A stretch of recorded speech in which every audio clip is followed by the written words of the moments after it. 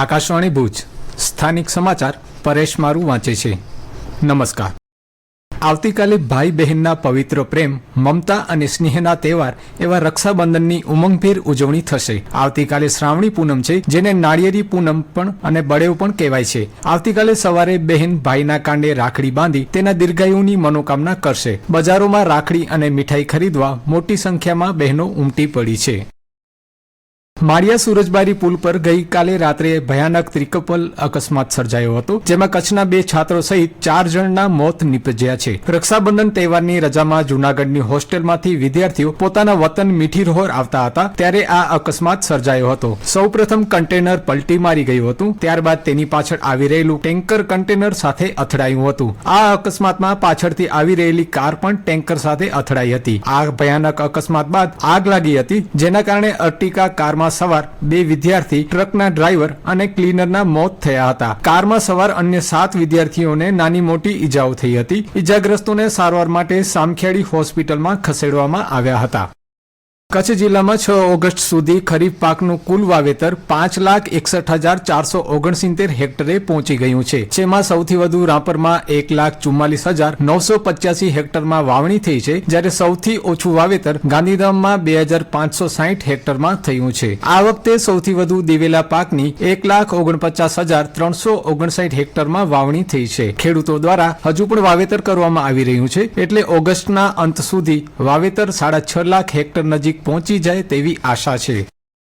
હર ઘર તિરંગા હર ઘર સ્વચ્છતા સ્વતંત્રતા સ્વચ્છતા કે સંગ અભિયાન અંતર્ગત કચ્છમાં વિવિધ જનજાગૃતિ કાર્યક્રમો આયોજિત કરવામાં આવી રહ્યા છે। જિલ્લા કલેક્ટર આનંદ પટેલના માર્ગદર્શન હેઠળ માધ્યમિક અને ઉચ્ચતર માધ્યમિક શાળાઓમાં તિરંગા સાથે રાષ્ટ્રીય ગૌરવ અને સ્વચ્છતા અંગેની જાગૃતિ ફેલાવવાના હેતુથી હર ઘર તિરંગા અભિયાન હેઠળ વિવિધ સ્પર્ધાઓ યોજવામાં આવી રહી છે, જે અંતર્ગત લાખાપર શાળામાં પત્ર લેખન સ્પર્ધા યોજાઈ હતી। કચ્છની અન્ય શાળાઓ અને કચ્છ યુનિવર્સિટીમાં સ્વતંત્રતા પર્વ અને ઓપરેશન સિંદૂર સહિતના વિષય અંતર્ગત રંગોળી સ્પર્ધા, ક્વિઝ સ્પર્ધા યોજાઈ હતી। શાળાઓમાં રાખડી અને કાર્ડ બનાવી રક્ષાબંધન પર્વની પણ સાથે ઉજવણી કરવામાં આવી હતી। કચ્છ લોકસભા તથા કચ્છના સાંસદ વિનોદભાઈ ચાવડા દ્વારા રાષ્ટ્રીય હાથવણાટ દિવસની ઉજવણી નિમિત્તે ગઈકાલે ભુજ ખાતે વણકરોનું વિશિષ્ટ સન્માન કાર્યક્રમ યોજાયો હતો। આ પ્રસંગે લોકસભા વિસ્તારના હાથવણાટના વણકરોને આ ક્ષેત્રમાં ઉત્કૃષ્ટ પ્રદાન આપવા બદલ સન્માનિત કરાયા હતા, જેમાં વણાટકામ, કાલા કોટન વિવિંગ, પ્લાસ્ટિક વિવિંગમાં માહિર મહિલા કારીગરો, દિવ્યાંગ કારીગરનું સન્માન કરાયું હતું। ભુજની સરકારી પોલિટેકનિક કોલેજના શૈક્ષણિક વર્ષ 2023-24માં મેકેનિકલ એન્જિનિયરિંગના અંતિમ વર્ષના વિદ્યાર્થીઓ વિશ્વ ઝાલા અને તેમની ટીમ દ્વારા વિકસાવવામાં આવેલી સ્માર્ટ સોલાર ક્લીનર નામની શોધને ભારતીય પેટન્ટ ઓફિસ દ્વારા સત્તાવાર રીતે સ્વીકારવામાં અને પ્રકાશિત કરવામાં આવી છે। સ્માર્ટ સોલાર ક્લીનર એ નવીન ઉપકરણ છે, જેનો હેતુ સ્વચલિત ઉર્જા કાર્યક્ષમ સફાઈ પદ્ધતિ દ્વારા સૌર પેનલની કાર્યક્ષમતા વધારવાનો છે। આ શોધ 2025માં ભારતીય પેટન્ટ ઓફિસમાં ફાઇલ કરવામાં આવી હતી।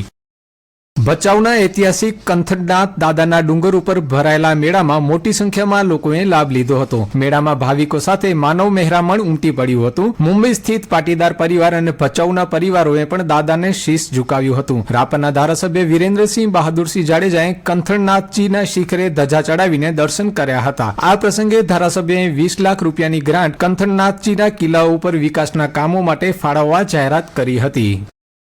નારી વંદન સપ્તાહ અને મહિલા કલ્યાણ દિવસ અંતર્ગત આદિપુર મહિલા પોલીસ સ્ટેશન દ્વારા બાળકો માટે જાગૃતિ કાર્યક્રમ યોજવામાં આવ્યો હતો। આદિપુર મહિલા પોલીસ સ્ટેશનના પીઆઈ એનબી ડોડિયાના નેતૃત્વમાં 181 અભયમ મહિલા હેલ્પલાઇન ટીમ અને સી ટીમ માનવ સેવા સદન ટ્રસ્ટ ખાતે બાળકોને બેડ ટચ, ગુડ ટચ વિશે માહિતી આપી હતી। બાળકોને તેમના શરીર, સુરક્ષા અને વ્યક્તિગત સીમાઓ વિશે સરળ ભાષામાં સમજાવવામાં આવ્યું હતું।